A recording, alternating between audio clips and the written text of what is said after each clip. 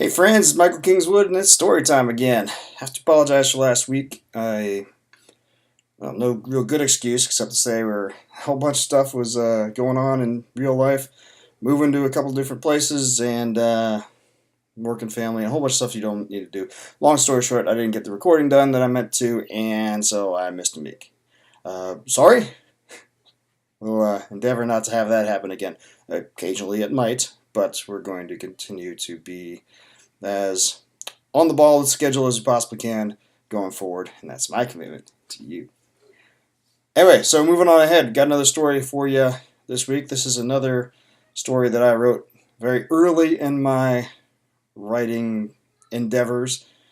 I think this is the first story I ever actually submitted to a magazine for publishing. Of course, since it was that early in the process, it got promptly rejected. But I find it a kind of an amusing little thing. It's called A Chat Before Dinner, and it's a zombie ranting about how much life kind of sucks as a zombie. So hey, we'll get started on that in a second. Hopefully you like it, and we'll move on from there. Okay, A Chat Before Dinner, written by me. It's a hard life being a zombie. No, really. You try one day, find yourself craving not that awesome filet from the local steakhouse, but a nice flank cut from the neighbor down the street. Let me tell you, the steakhouse filet tastes much better. So why not stick with that? Why go the human route? Well, believe me, I tried, but there's just something more satisfying about man flesh. I suppose you could say it's an acquired taste. But not just any hunk of human will do. At first, I tried to go into the morgue, but that about killed me. Yeah, bad fun, I know. But seriously, the cold, dead meat just played havoc with my guts, and if, God forbid, they've already started the embalming process, formaldehyde is not a pleasant taste at all, and it's burns going down. Better to starve. No, fresh, warm human is the way to go. Of course, everyone has their own taste in this matter.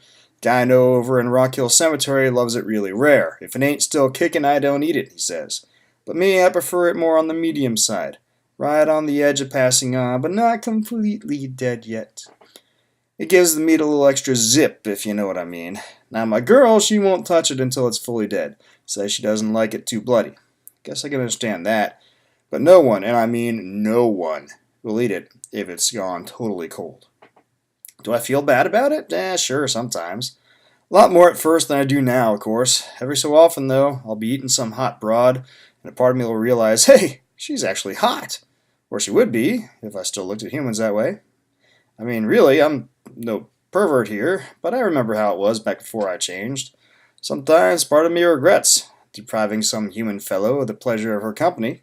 Only lasts a second, of course.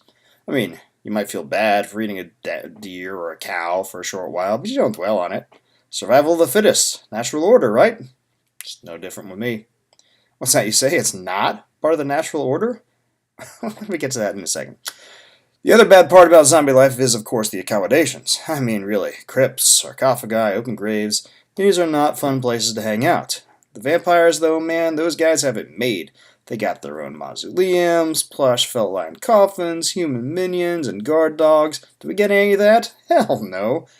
Just try convincing a human it would be glamorous to try to get turned into a zombie and see how he reacts. Being laughed at like that is not good for the ego, let me tell you. But somehow these vamps have humans lining up like sheep for a shot at the prize. Stupid fleshlings don't know what they're missing. And of course, Dracula and his boys are always rubbing in our faces, too. I tell you, it's a conspiracy. The man just goes out of his way to keep us zombies down. Well, we're not going to take it forever. One of these days, the rank and file of the undead world is going to rise up, and old Vlad will wish he'd shown us more respect. Just you wait. But getting back to my point, it gets freaking cold in these places, man, and it's wet. Plus, there's bugs out the wazoo. And sometimes in the wazoo, too. Let me tell you, that is uncomfortable. And a bit gross, to be perfectly frank. Speaking of gross, this brings up a rather annoying thing about zombie life. It gets really tiresome having little bits and pieces fall off. Yeah, I know, we're walking corpses. We rot. What you humans don't know is we also grow back. It's this tiring cycle of rot, fall off, grow back. Rot, fall off, grow back. Over and over and over and over again. I could accept it if all I did was slowly rot away. Hell, back when I was human, that's all I was really doing anyway. It was just on a longer time scale than your typical zombie rot. But now, I go through a whole set of skin every week or so, and my other soft tissues about every month, and it gets really hard to pick up the zombie chicks when your tongue falls out of your mouth. I last out on 2 prime catches that way. I mean, we all lose parts every day or so. Did I complain when Sheila's ear fell off of my food? Hell no. But man, I lose 1 pound of flesh and she says I'm going to turn her into a skeleton if I don't take better care of myself. You believe that? A skeleton! Those dudes ain't got nothing on me, man. I tried to tell her that, but she just gave me the finger, literally, and stormed off. I hear she's with Juju now, down by the old dungeon. That condescending prick. Just because he was a prize fighter or whatever back before he changed and managed to stay fast and strong while the rest of us haul around all day. Alright, well, whatever. Fortunately, my current girl is more understanding than the others, and I'm very happy with her. She appreciates me for who and what I am. Which brings me back to your little question. It's appropriate, I guess, since it illustrates the single worst part about being a zombie, and that's having to deal with constant, unending bigotry from you humans. Maybe it's just your way of dealing with your inferiority. I guess I can understand that, but after all, you're our prey. That must make you feel insecure. But really, just because we tend to shamble around doesn't mean we're weaklings. And just because sometimes our vocal cords have rotted out and the only sound we can make is a pathetic groan doesn't mean we're stupid. Sheesh. My roommate was a PhD, for Christ's sake. I mean, really, if you let him, he'll talk your ear off, literally, about the intricacies of quantum mechanics and the leading theories on how to merge it with relativity or some such. I don't know much about all that, but I'm telling you that guy's smart, and he can cook, too. Look, I understand how stereotypes get started, and they all have some basis in truth, however small, but seriously, folks, would it kill you to sit down and talk with an average zombie before making a movie about us? Okay, I guess it would, probably. But that's not the point. I mean, where do you guys get this shit? I mean, seriously, brains? Brains? Who the hell goes stumbling around with their arms and stretched out in front of them going, brains, all day? And who the hell actually eats brains? I don't know one I've ever met. I mean, really, folks, it's called research. It would take all of 5 minutes to learn this stuff. But then you guys can't seem to do minimal research it would take to learn that satellites are not in geosynchronous orbit over the United States or anywhere else for that matter. Do you have any idea how high geosynchronous orbit is? Good luck getting good pictures from there, dude. And while on the subject, you can't just get real-time video complete with thermal imaging off of them. Neither can any jackass cop just call up a Navy lieutenant to get data from one of those satellites whenever he feels like it, just because he happens to be a badass SEAL and he's banging her, and so you can get a nice Deus Ex Machina assist in solving the case that stumped him in the last 45 minutes of primetime television called Hawaii Five-0. Yeah, he especially can't call her from a cell phone and expect her to get service when she's deep inside an aircraft carrier. And it's way out to sea. But seriously? Oh, well, where the hell do you think the cell towers are for that? You freaking stupid humans. See, it's that kind of stupidity and laziness that just pisses me off and makes the movies you people try to make about us suck so bad. I mean, really, do your homework for a change, people. Wow, yeah.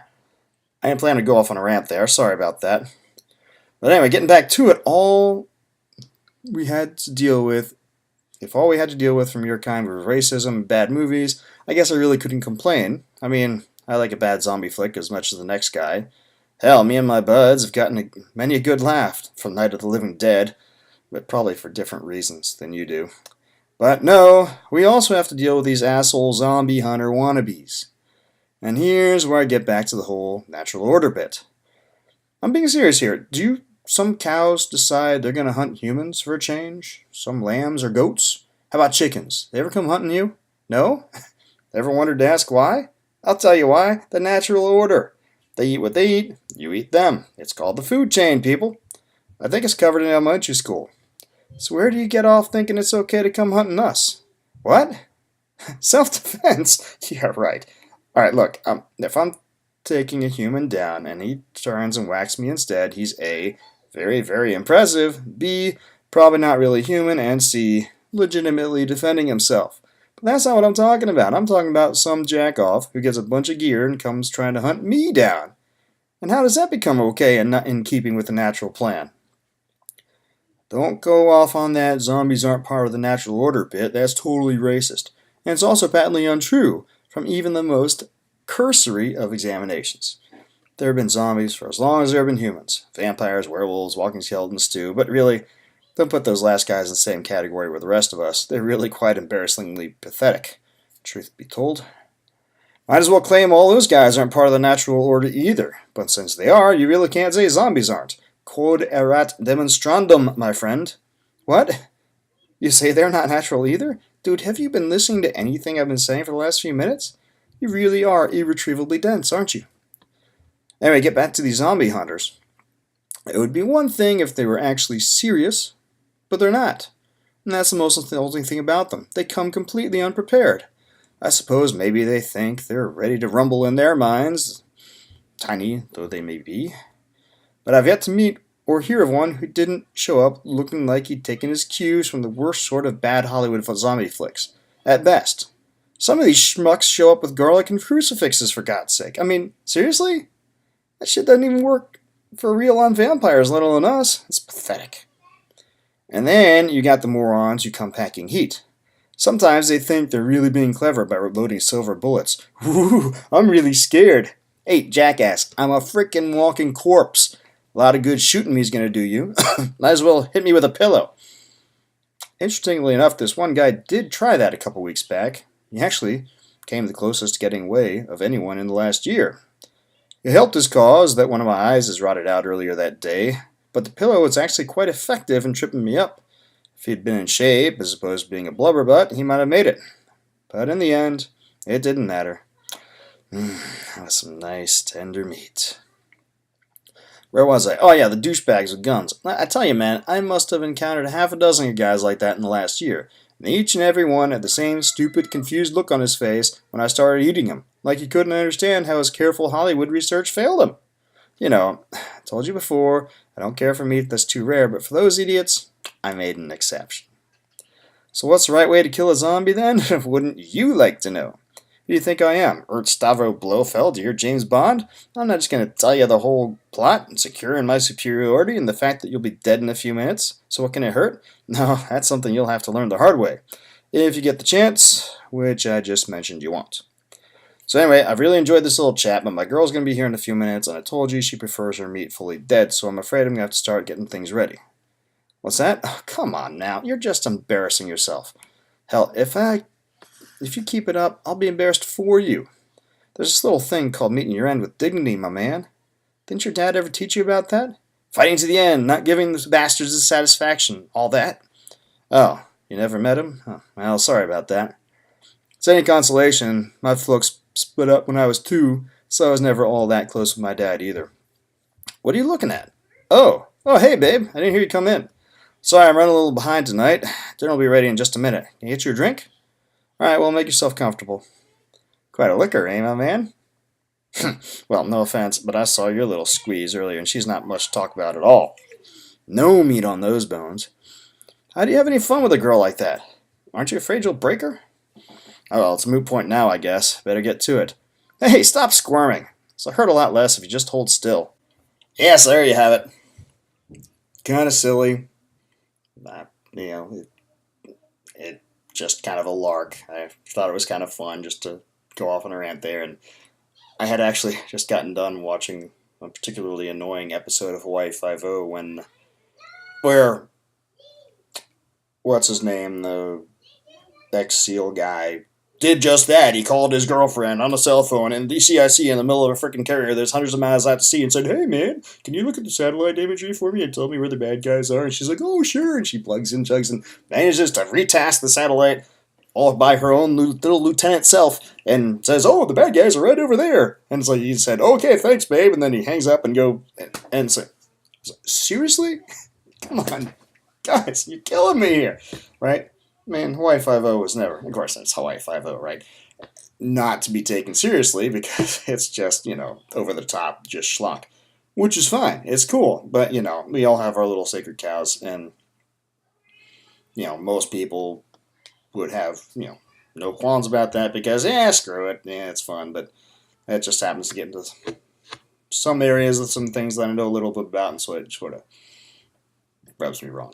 Which, again, everybody has those little things they know something about that other people don't, that somebody who writes a book or the screenplay is going to screw up because they can't be bothered to research it, not necessarily from laziness, but because, is it really worth the time to research something that 95 to 98% of the populace isn't going to know about and wouldn't care about anyway, because it really doesn't matter for the story? Probably not. Although, this was a major way of how the story resolved itself and how he caught the bad guy, so in that sense, it's kind of important to actually get at least plausible. But, oh well, it is what it is. Anyway, yeah. So like I said, kind of amusing little mini rant there from the zombie perspective. I don't know. Like I said, this is like the first, maybe second or third story I ever wrote. First one I ever submitted anywhere.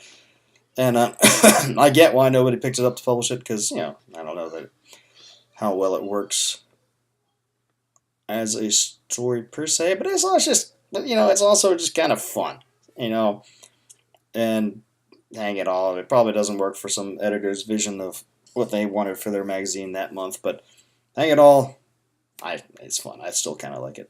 Well, of course, I'd have to like it. It's mine. You guys tell me if you liked it or not, right?